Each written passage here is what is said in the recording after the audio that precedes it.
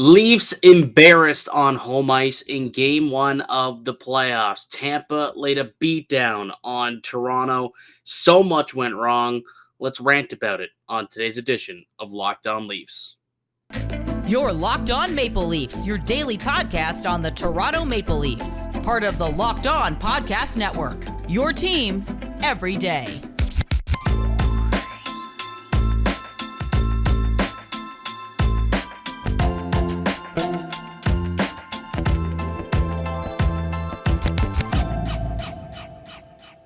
Hello and welcome into the April 19th edition of the Locked On Leafs podcast. It's your one-stop shop for all things Leafs. I'm your host, Mike DiStefano from TSN 1050 Toronto Radio. I've got Dave Morassutti with me from Sportsnet. Locked On Leafs is a daily Maple Leaf-centric podcast, so be sure to subscribe for free. Wherever you get your podcast from, you can catch us on YouTube as well. That's Locked On Leafs. We got new content coming out Monday through Friday.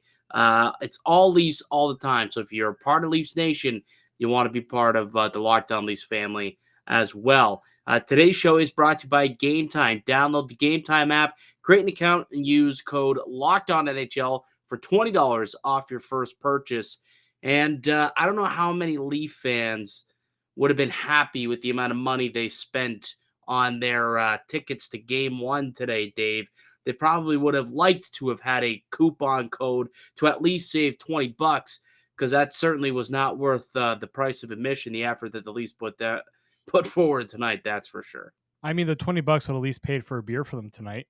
The one of the 18 beers you might need to forget about it. Yes, Mike, just to let you know, I poured one out for the poor people who spend thousands of dollars probably to sit in the lower bowl at that game tonight. There you go, buddy. Dave Morassutti for the people. And the people. Well, I mean, the Discord said to spice things up. So, dude, all right, let's get into this. I mean, I just can't believe that they came out as flat as they did. Like that might have arguably been, if not one of the worst periods that they played all season long. And for a team that has been waiting to get back to this moment, like back to the playoffs, game one against the same team that eliminated them, like they should have been frothing at the mouth to start that game. And instead they lay an egg and couldn't complete a pass. They were missing assignments left, right, and center. They were allowing guys to walk into the middle of the ice. They weren't clearing out the net front. They weren't touching anybody. They weren't laying any hits. And they were playing timid, scared. And it was legitimately embarrassing that first period. And next thing you know, it's 3-0. And the Leafs arena, I was down there tonight, was radio silent. It truly was maybe the worst period and worst starts that this team has had all year. Yeah, I would agree so. And I think it's just also the Tampa Bay Lightning realizing that everybody can say how bad this team is on paper. We're just going to go out and play and make the Leafs actually prove that they're better than us and can beat us. And they got beat by Corey Perry tonight. That's where we I mean, obviously Braden Point had a thing or two to say about it, but that's the killer part is that who beat the Leafs tonight, right? It wasn't just the Kucherov and points. It was a guy like Corey Perry who, let's face it. Dude. Go ahead. I'm just like Corey Perry for sure, but Hedman left the game after the first period. Yes, he did. They didn't even have to deal with Victor Hedman for 2 periods, and they still weren't able to win this game. And Erik Cernak missed a good part of that game as well. They lost 2 of their top 4 defensemen. They lost 2 of their only, actual defensemen. You know, no disrespect to the other guys. I shouldn't say that, but Sergachev was still there technically. They lost two of their 3 best defensemen. It's Sergachev and a bunch of third pair guys, at best, third, 7th defenseman type of players. You know what I mean? And they still just weren't able to do anything. I mean, they clawed back into it, a little bit, I suppose. They brought it from a 3-0 to a 3-2 game. And then again, they let Tampa take control of the game once again. And then it was really over once it became 5-2. There was the replay and the goal was confirmed, and then Sheldon Keefe, Hail Mary challenge where it's I don't really know what goalie interference he was expecting to get. I mean, I was there. I was down in the media scrum tonight, and he was asked, what his thought process was, and his explanation was if there was even a 5% chance that they could have potentially, seen that and reversed it, like we were going to challenge it. So he thought it was the slimmest margin. There was one in particular angle that they had that said, maybe, and that was enough for them to challenge it because they felt at that point, 5-2, the game was over if that goal were to stand. So, if they take the penalty and allow another goal, which is exactly what happened, it didn't matter because in their eyes, the game was too far out of reach. And I mean, it's true. Look at the way that they're playing. I mean, there's just no way that they were going to come in, get back into that game. But yeah, it was brutal, man. And like Ilya Samsonov, his worst game as a Maple Leaf, I would say. 1,000%. Like he allows 6 goals. I mean, 5 of them actually pretty weak goals. And like he's typically is able to stop 4 of them, I'll say. And now the big question, Dave, is he going to be the starter for game 2? I did not anticipate having this conversation today. I really did not. And I wasn't even having the conversation. Like, I understood Joseph Wall coming in to play the third period. I totally get that. Whatever. Give Sammy a chance to take the night off. The game's out of reach. It's over. Let Joseph Wall get some playoff action, a little bit of experience. But then he was asked post game if he's made a decision on the game 2 starter or if it was too early to tell. And he decided to not dismiss the idea of a conversation to be had, but said, no, it's still too early to tell. I'm sorry. If you are considering Joseph Wall for game 2, I mean, that would be such a panic move out of this Toronto Maple Leaf, like such a panic move. And look, because they lost this game and they lost this game in the fashion they did, game 2 is a must win. Game 2 is game 7. Game 2 is game 7 for this Maple Leafs team. And you're going to tell me that you have more trust in Joseph Wall, who's played a grand total of 12 NHL games, only 8 of them coming this season. You have more trust in that guy over Ilya Samsonov at home, who's been a stud at home outside of tonight's game.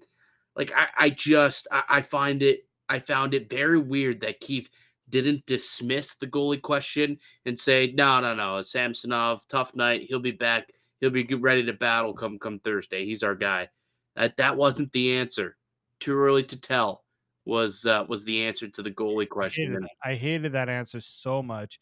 Dude, Like, he had a bad game. A lot of players on that team had a bad game. Are you going to say they're going to have question marks on every other player on the team? who had a good game, Dave? Did anyone have a good game? Oh my God, anyone have a good game? Was Carlton the Bear pretty exciting at that game? Yeah, I would say Carlton the Bear probably was the Leafs MVP. Carlton the Bear, I thought, Danielle Emmanuel did a good job hyping up the crowd outside. But in terms of the people on the ice, no, I don't think there was a single good, singular performance where they were good pillar to post. No. Because now what I hate is this is going to be the talking point over the next couple days, most likely, and not the fact that a lot of the things that were done wrong in front of Samsonov were the bigger issues, in my opinion, than Samsonov's play. I have every belief that Samsonov can rebound because he's been good for most of the season. And so now it's just like now Samsonov's going to have to hear about this for the next 2 days. Like, Sheldon Keefe, to me, deserves a lot of heat for what's happened in this game and also what's going to come about the next 2 days, because I don't think John Cooper, let's say, back in the early days of Andre Vasilevsky, I don't think John Cooper is doing that. Like, there's no way. You're not doing that. Why are you creating a problem that isn't there? All that Keefe had to say was, Sammy's in next game. I'll say this. The way the question was worded, because, I was there. So the way it was worded was something to the effect of, Joseph Wall started the third period. Do you have, an answer on who's going to be in net for game 2? Or is it too early to tell? So he kind of led the witness into answering it, but still he could have said, yeah, I mean, it's going to be Sammy. He's going to come in, but no, he just said, yeah, too early to tell. So it was a weird question. It was a Terrible answer. strange answer, that's for sure, and leaves a lot of questions for the Maple Leafs. That's for damn sure. There was a lot of I mean, we'll get to the Michael Bunting stuff soon. We'll do our good, bad, and ugly as well. But there was a lot of conversation swirling online about the officiating in tonight's game, and I just want to say one thing about the officiating. Um,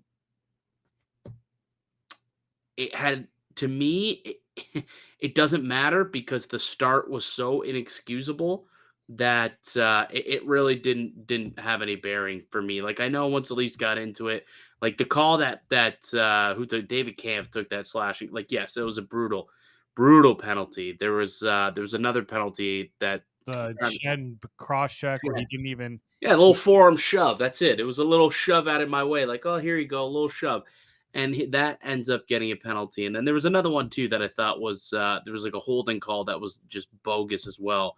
That was dumb. So there's a few penalties. Like I understand that the referees, and now if you saw Chris Chelios on the ESPN broadcast, said that it was the worst officiating he had seen in years, and there was a lot of question marks with the officiating going into this game, with the relationship between Wes McCauley and Sheldon Keefe, and those questions that people had are only going to get louder with the way that this game was officiated from how badly Toronto kind of got a lot of soft calls on them, and then we're unable to draw many soft calls. I mean, you look at the power plays, 8-2, 8-2. I mean, that's or 8-4, sorry, 8-4. Like they literally had double the amount of power plays. But anyways, the point that I wanted to make was I don't think you can necessarily say the referees cost them this game. They cost it themselves with the awful, horrible start that they had. Yeah. That's ultimately the truth of the matter. So you know, it's unfortunate that that's how Toronto decided to come out and play. When you take on the Tampa Bay Lightning, that's what's going to happen to you if you are not prepared mentally and physically to play a playoff game. That's the one team that you do not want to do that against because they know how to flip the switch and they know how to get things done. Um, Toronto, we all thought that they were going to get something done tonight. Not the case. They were not bueno. All right, let's take a quick break. When we get back, we'll go through the good, the bad, and the lots of ugly from tonight. And there is an update on the Michael Bunting situation as he hit Cernak today. Got a match penalty. Player safety has tweeted out exactly what will be going on going forward. So we'll tell you guys about that as well. Before we get any further, though, let me tell you about one of today's show sponsors. It's Gametime. Buying tickets to your favorite event shouldn't be stressful. Gametime is the fast and easy way to buy tickets for all sporting events, music, comedy, theater, whatever you want. With killer deals on last-minute tickets and their best price guarantee, you can stop stressing over tickets and start getting hyped for the fun that you'll have. They've got flash deals on last-minute tickets, easy to find and buy tickets for every kind of event in your area. You can see images of views from your seat, lowest price guarantee, event cancellation protection, job loss protection, etc. Gametime is the place for last-minute ticket deals. Forget planning months in advance. Gametime has deals on tickets right up to the day of the event. Buy your tickets in a matter of seconds. 2 taps and you're set.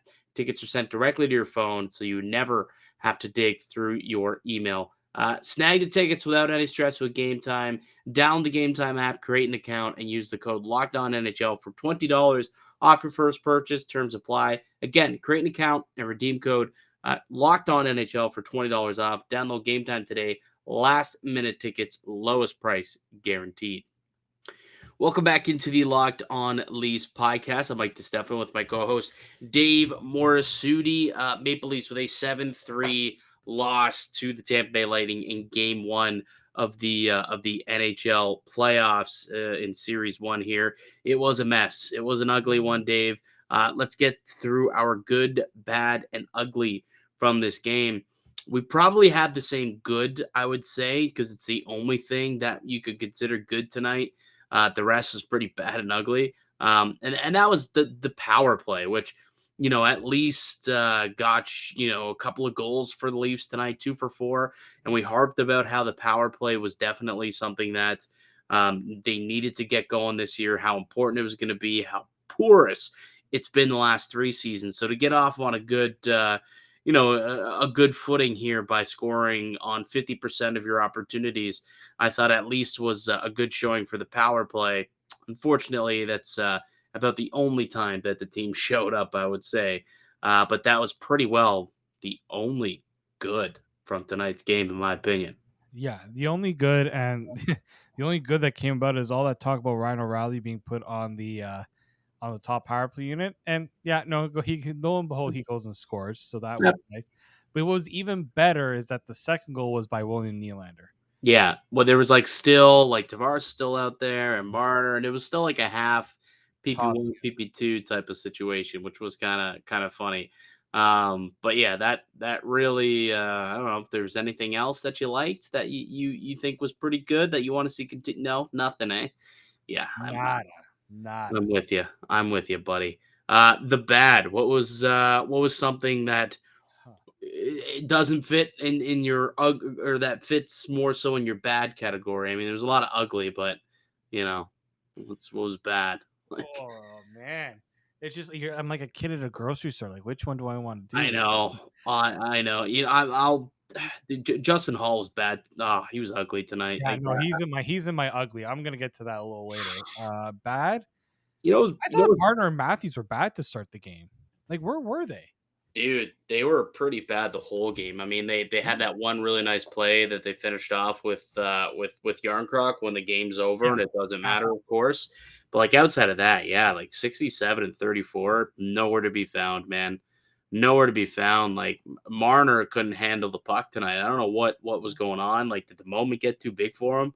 Like, those are the two guys that are going to take these two teams and are going to take this team to the next level. And it's been all talk all season. Like, maybe this is the year they get it done. They're doing this, that, and the other. Maybe it looks as though they're ready to compete and play a playoff style game. And then all of a sudden, playoff comes around and they shrink. They shrink when the moment is here, and it just makes me feel like a fool for believing that this year was different with those two guys in particular. It's only one game. I mean, of course, there's so much time for them to dig deep and find it. But man, did they ever lay an egg in game one? I'm with you, man. That was a bad performance by those guys. We know those two can bring it anytime at any time, but it all comes if they're willing to do it up here. It's a mental thing. Why is Corey Perry such a good player against the Leafs in the playoffs? Because mentally up here, he knows he can do it. He knows what he needs to do to get the job done. Mitch Marner, Austin Matthews still haven't figured out that switch. We talk. I God, I'm sorry if I hear the word switch one more. I brought it up, but if I see the word switch one more time, I'm gonna lose it because I keep hearing about this switch that they got to flip, and it's true, but it's on them to figure it out, right? Maybe this is a case where you split them up. Like I think you have to split them up, in my opinion, because the two of them together in the playoffs hasn't really worked enough. Dave, look, I very much was not a fan of the way that Keefe was rolling out this lineup. I've spoken on this show, I've spoken on Leafs Lunch, I've spoken on many other shows about how I truly felt building down the middle and spreading out the wealth and having a deeper team as opposed to just going straight loading up the top six and then having a weaker bottom six. The way that Tampa's built, I felt that they could get an advantage with 3 lines that could score compared to Tampa's just 2, and 3 lines that could play defense also against Tampa Bay. I felt like it would give them a better matchup advantage, in particular when they're at home, and they just, for whatever reason, Sheldon Keefe didn't do that. He did load up the top six. I was like, okay, we'll give it a go. We'll see what it looks like. It didn't look great because, again, top line got shut down. The second line didn't really do a whole lot, I would say. And the third line didn't do anything. And the fourth line was scored on a couple of times. So, like, then all four lines became pretty blah. Not to say that I guess if you would have spread the wealth a little bit, that things would have been different. But I don't know.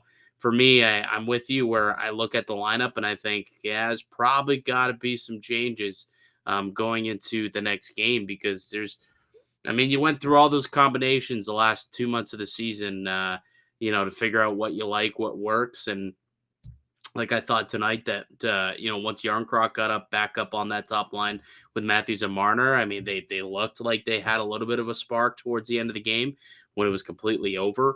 So maybe they do roll back with that come game one, especially since there's a possibility that Michael Bunting could be suspended for the next game as well for his hit on Cernak. We'll get to that in a moment with player safety, coming out talking about how he will have a hearing on that hit. So we expect something to come down. We can get into it in a sec. But yeah, like the big boys did not perform tonight. So certainly a bad performance from them. Okay, the uglies, Dave. Go ahead. List it off.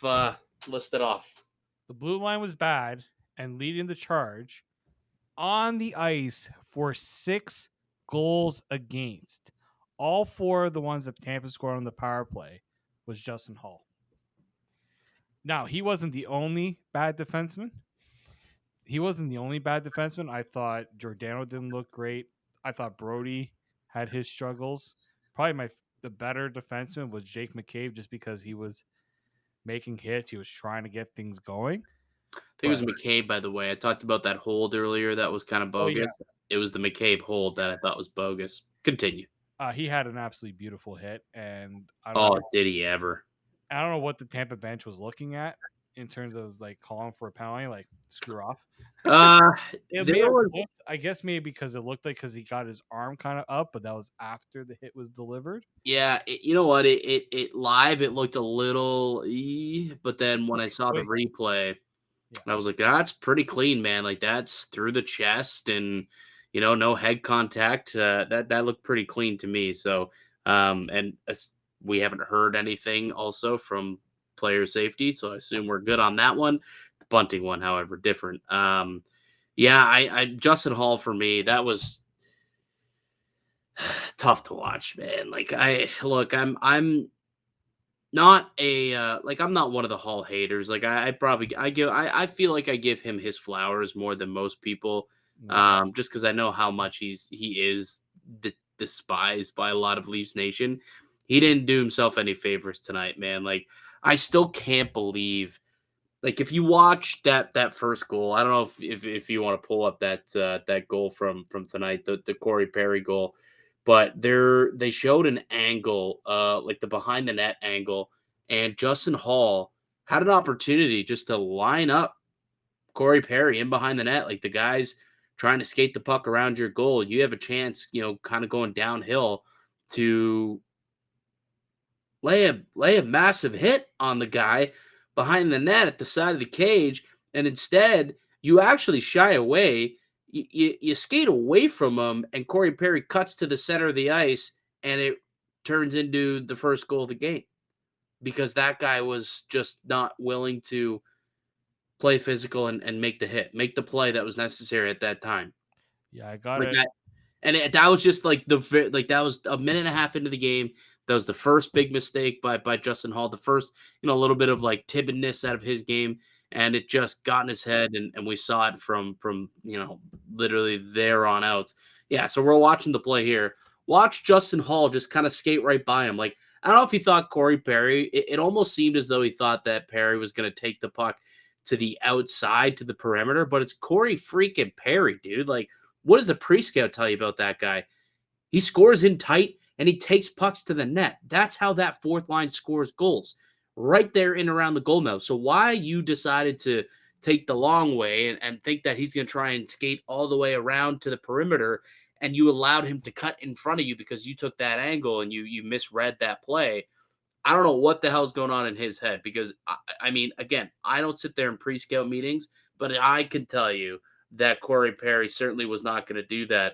So what made you make that read? I do not know. I really do not know. And his game just snowballed from there. It did, and like you look at the goal that which goal was it? It was actually the other goal um on the power play where we did not know if the puck actually crossed the line. Yeah. Justin Hall is standing in front of the net, not really covering anyone or doing anything. He pokes his stick for like, oh, there we go. I'll try to poke it. And I'm just like, what are you doing, man? Like the play is on the side of the goal. You're just standing in front of the net, covering nobody. Yeah, what did you make of that, by the way? I don't know how they possibly confirmed the goal. It was called a goal on the ice, so I could see that it was inconclusive enough to overturn the goal. But like to me, there is a strong chance that that puck was still touching the red line. Like, in order to be a goal, the puck has to go fully over the goal line, correct? Like you have to see white in between for a goal to count. Mhm. I don't know how you possibly could have seen it because they confirmed the goal. Not that they said it was like they literally said the puck fully crossed over. I didn't see that. Did you see that? So they showed the angle. I'm going to pull it up here where this is the angle that was shown on the American broadcast, not on the Canadian broadcast. It wasn't shown until intermission of like you see the puck to the left here. Yeah. But to me, That's that's not over still the on the line. line, dude. That to me looks like it's still on the line. Like when Look on the other side of the other post. The red technically goes where the post is. So if that puck is still touching the post, it's touching the red. it should still like I don't know how you can say that's conclusive. That's what I Like mean. Like there's no way that that is conclusively a goal. You could maybe say, yeah, I mean, maybe it went in. Like it's pretty close, close enough. But I don't know how you could confirm that to be a good goal. But again, it didn't matter anyways. That game was out of hand, and that I was mean just that kind of yeah, that the I mean backbreaker. that goal wasn't the backbreaker. The goal that was the backbreaker was Point on the power play. when they were up 3. Brody, not too sure what he was doing, chasing Point into the corner and then allowing him to just like zoom past him and cut across the net. Yeah, there was a lot of bad tonight. Oh, it's terrible. That's Terrible. for sure. Yeah, terrible. Well, one other thing that I didn't appreciate tonight, Dave, no pushback in the third period. Yeah.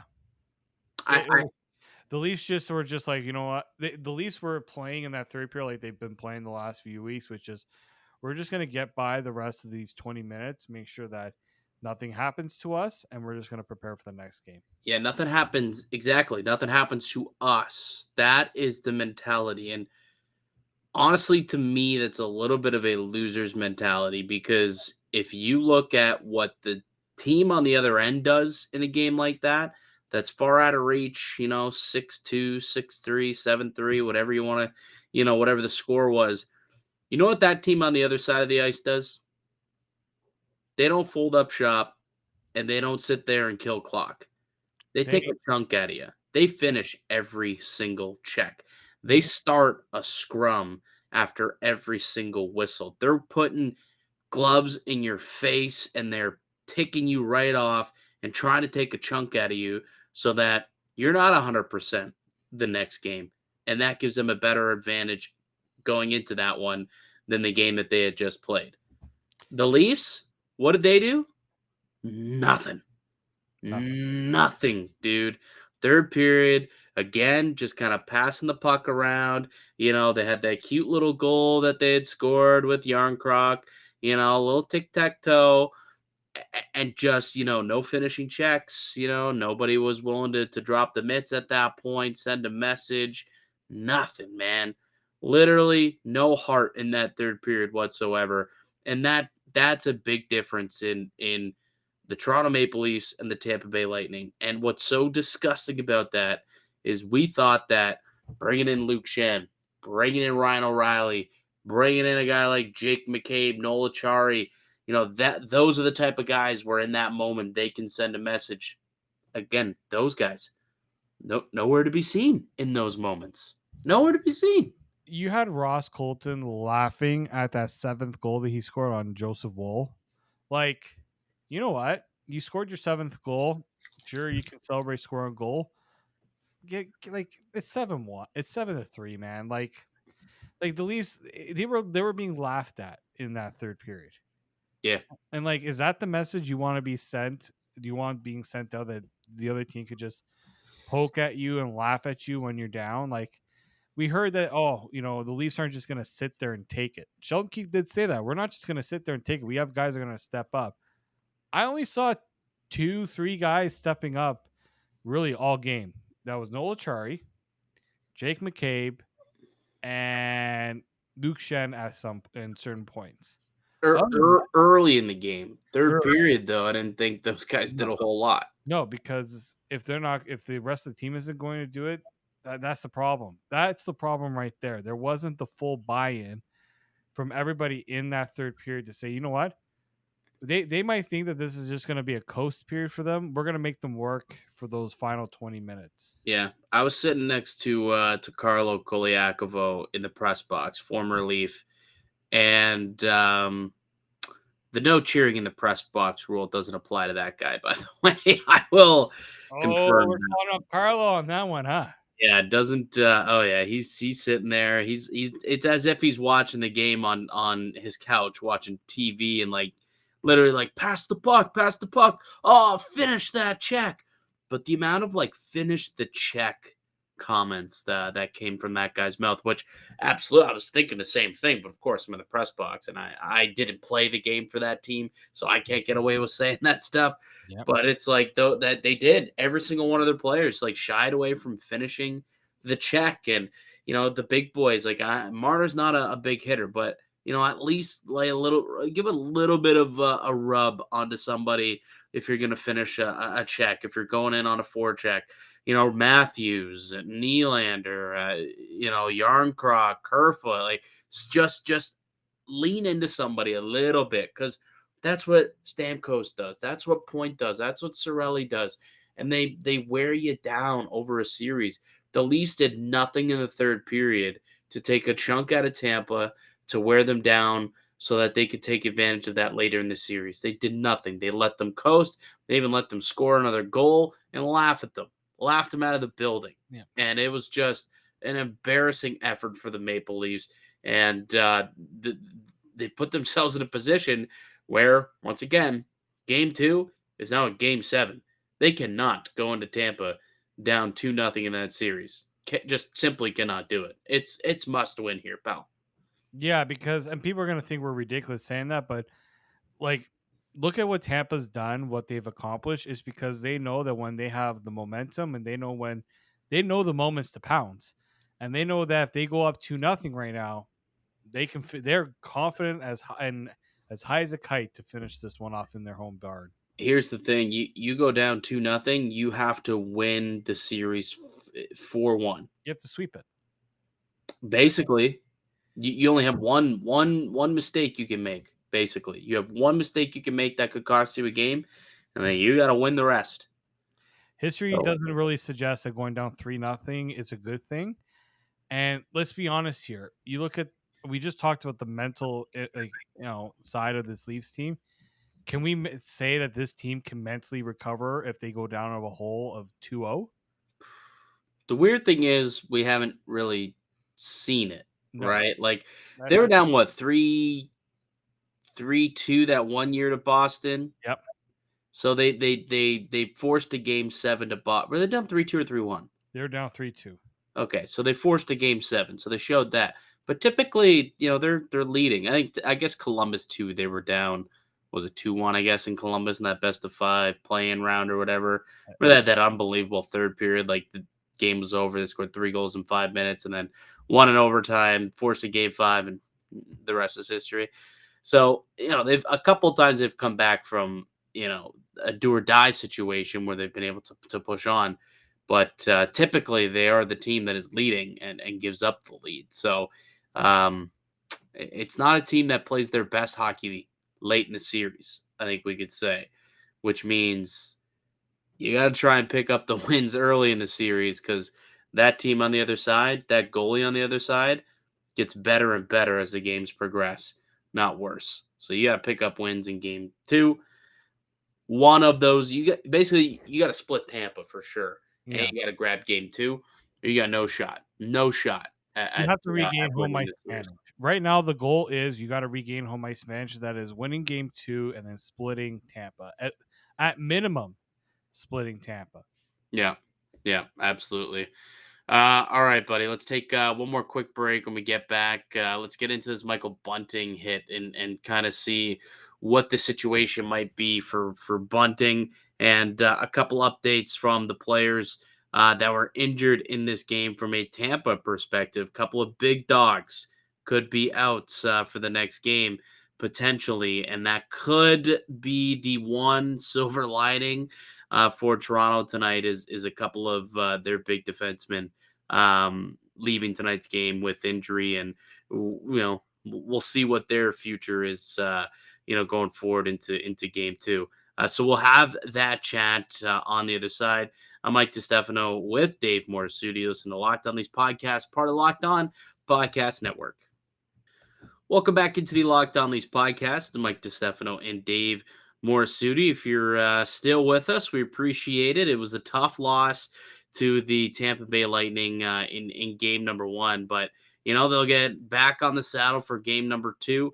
We'll be here to preview that game and break it all down as we do each and every weekday, Monday through Friday. So if it's your first time joining us and you've stumbled across us either on audio or video on YouTube, subscribe because we do put out new content each and every weekday. So if you do believe you are part of Leafs Nation, you're going to want to be part of the Locked On Leafs family as well. Let's get into this Michael Bunting situation. Look, so Michael Bunting, for those who missed the play, uh, essentially, it looked as though he was going to engage in some sort of puck battle or position battle, let's say, as he and Cernak were both going for a puck. And we're showing it here on YouTube right now.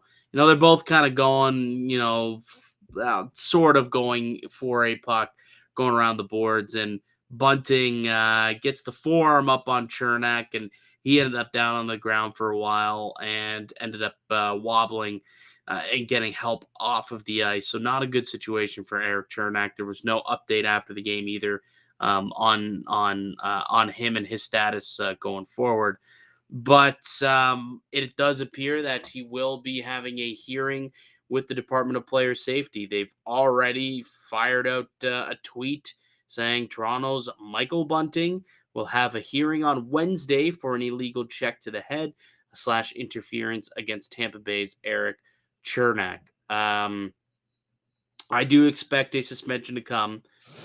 Two reasons. One, it's Michael Bunting, and there's a completely different rule book that they live by when it comes to Michael Bunting. And two, it was a pretty stupid hit that was, contact to the head, blindside, targeted, all the criteria that typically goes into a suspendable hit. How many games he gets, that's one that I'm curious to get your thoughts on, Dave. So before we even predict games and anything like that, let's take the Michael Bunting history out of all this and just look at the play itself. If it was any other player but Michael Bunting and they made that hit, and you're a Leafs fan, you're saying that hit is not like it's terrible. You should not see it. He deserved to get tossed from the game because Interesting fact. Okay, I have an interesting fact about that.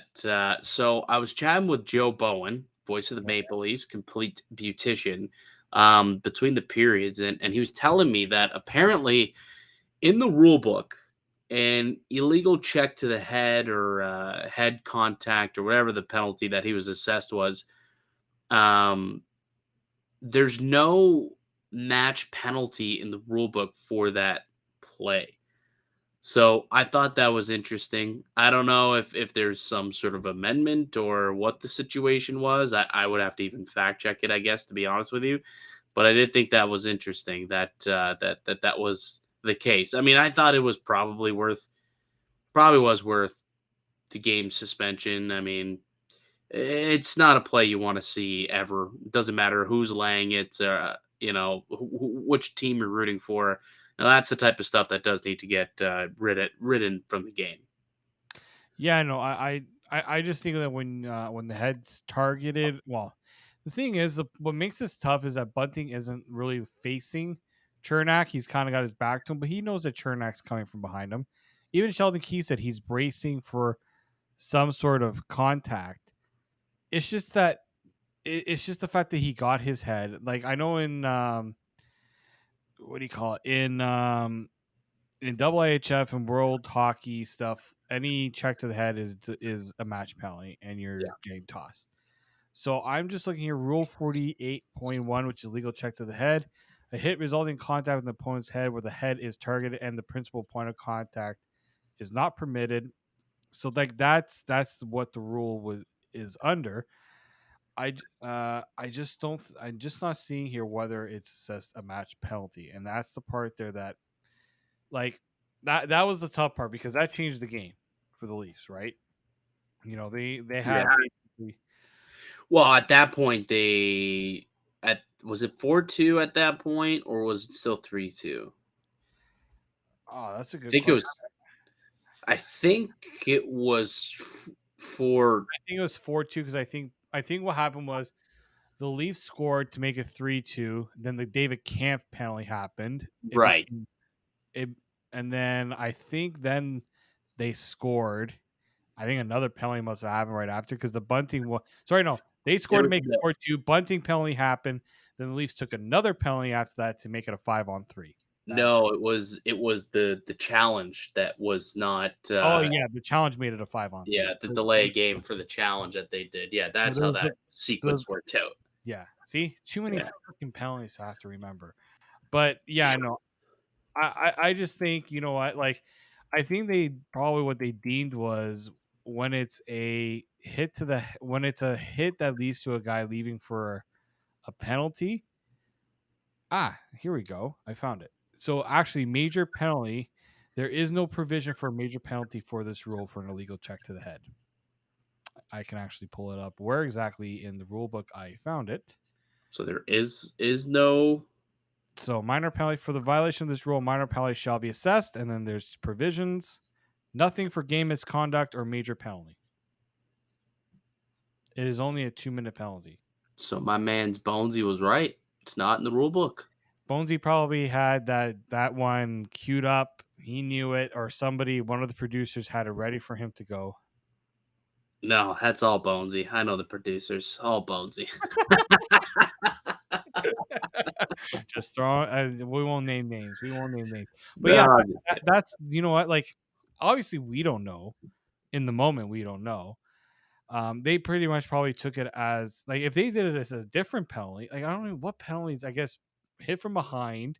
That can be a 5-minute major misconduct. Mm-hmm. But yeah, the legal check to the head. I guess yeah. But other than that, like I think it's going to be a suspension. I think it's probably going to be a game at least. I don't think it's going to be more than a game because again, playoff games are weighted more than regular season games. In the regular season, that's probably 2 games. That's a 2-game panel. That's a 2-game suspension. Yeah, I probably agree with you. Because listening to Sheldon Keefe after the game, like he was asked about the play, and he said, well, it looked like Bunting was going in, expecting for there to be some sort of positioning battle with Cernak, who's a pretty, big dude. And he was expecting that to happen, but Cernak didn't see him coming, didn't have the pushback, and was caught off guard when he went to go and engage. And that's how he ended up, making that check. So completely by their standards, it was accidental. It was checking to the head, and it was blindside, if you could call it that, but it wasn't malicious. I think is what Sheldon Keefe at least was trying to convey when asked about it. But we'll see what the league thinks. I don't think it was malicious. It was stupid, but not malicious. It was slightly shades of Nazem Kadri though. Did you not get that a little bit? I did say we could see a Michael Bunting Nazem Kadri cameo appearance here. Yeah, where his emotions, like you could see barking at the refs.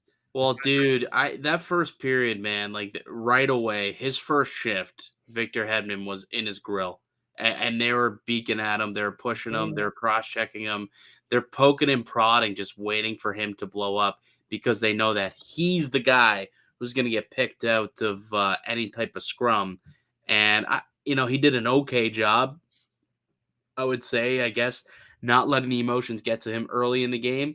But that one obviously was a tough play. Yeah, and I didn't even think Michael Bunting played well. On top of that, like he didn't really help that top line get going. Fumbled a lot of pucks. Yeah, I Just mean, no one played well. Like no one that played. just Everyone on that team didn't play well, but like I'm just like he's not playing well, and then he's getting goaded into doing stupid things, and you just can't give your opponent that edge, and that's been my problem with Bunting. Like I love the fact that he plays with an edge, but when the opponent knows that they can get him worked up so easily, that's an advantage you're just giving to the opponent way too easily. And Bunting, it costs them, and it might.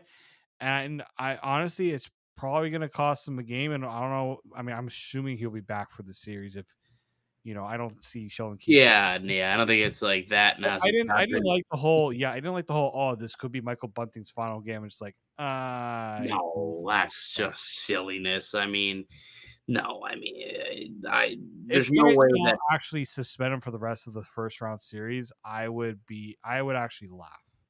No, I don't think that's the case. It's not that. I mean, even if he gets 5 games, which I think would be egregious, Oh my god. he's still back. Well, I guess it depends how long the series goes. Now that I think about it, I mean, if this I mean, thing's done in 4 or 5 games, then that's probably that I don't know. That could be curtains. The actual direct quote from Sheldon Keefe, though, was Bunts to me is trying to win the line and set himself up to win the race for the puck. It got away from him, and their guy wasn't expecting it. And that's kind of Sheldon Keefe's opinion of how that play happened. But we'll see. Again, Department of Player Safety to have a hearing tomorrow or Wednesday, which would be today, I suppose, for everyone who's listening, for the check to the head on Erik Cernak.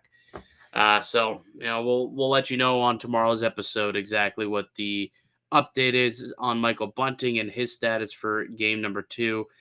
Victor Hedman's status for game number 2 also uncertain, as is Erik Cernak. Both those two left with injuries. John Cooper was being very coy on both of those injuries. Didn't say pretty much anything. Pretty well just said, yeah, it's one of those things where we'll wake up tomorrow and see what happens. So again, not a whole lot of information coming out of coaches in the postseason. They never want to give any advantage to the other team. But if Victor Hedman and Erik Cernak, who did not play, finished the game tonight, Hedman didn't play at all in the second and third period. If those guys can't go in game 2 and beyond, I mean, that is definitely a big advantage for the Maple Leafs. I know it didn't translate tonight. I get that. But going forward, the biggest issue with the Tampa team going into the series was, okay, they've got Hedman, they've got Sergachev, they've got Cernak, and then they've got 3 guys on the blue line. Without Hedman and Cernak, now you're sitting there with Sergachev and guys. So that could Zach Bogosian, here we come. Zach Bogosian, Hayden Fleury, Nick Perbix, Darren Radish. Like it would be an interesting blue line, that's for sure, for game number 2 if neither of those 2 players can play. But that could be an advantage for Toronto moving forward if the injuries are significant, where one or both of those guys do miss a couple games here.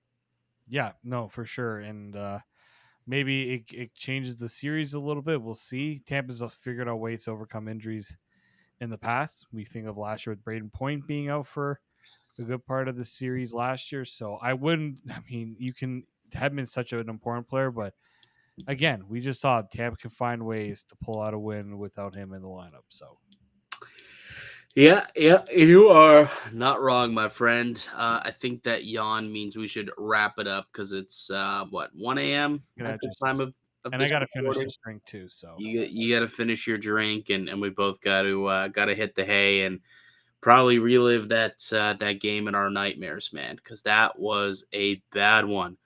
But the best part about the playoffs is they can come back for game 2, put together a much better performance, and then we don't even got to talk about game 1 again. We don't. We can flush this one and start to tee up game 2, hope they come out better, and then afterward, hopefully we can have a positive and happy show.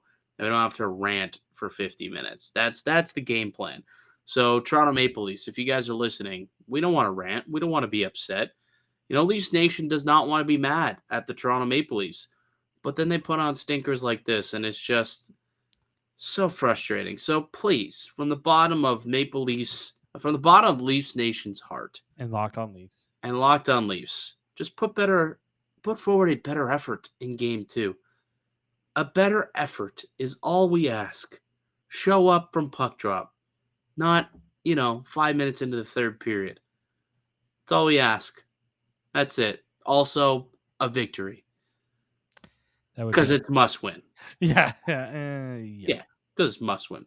So we'll come back tomorrow. We'll preview that game and hopefully have a little bit more information on Michael Bunting, Hedman Cernak, and the goalie situation as well. So a lot, I'm sure will be uncovered in the next 24 hours when we hit these airwaves next. But that'll do us for us here today on the podcast. I'd like to thank you all for listening and supporting the show. You can subscribe to the Locked On Leafs podcast on all podcast platforms and receive daily Leafs content. Follow myself on Twitter at Mickey_Canuck. Follow Dave at D_Morassutti. Go ahead, leave a like and a comment down below if you're watching here on YouTube. We'll be back with another episode for you guys tomorrow to preview round number 2, or game number 2 of round number 1. But until then, keep it locked right here on Locked On Leafs.